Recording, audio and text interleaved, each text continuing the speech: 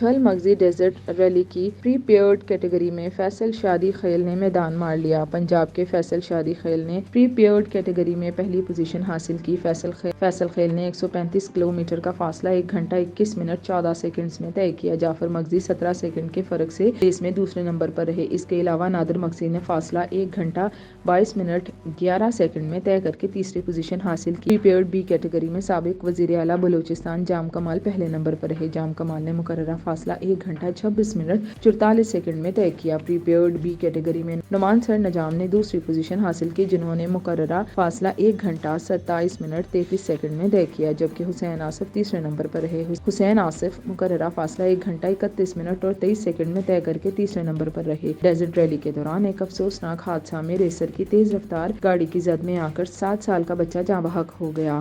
Rally میں پری paired category کے لیے ریس جاری تھی۔ اس دوران ٹریک پر موجود بچہ تیز رفتار گاڑی کی زد میں آ گیا اور زخموں کی تاب نہ لاتے ہوئے دم توڑ گیا۔ جاں بحق بچے کی شناخت 7 سالہ گل حسن کے نام سے ہوئی۔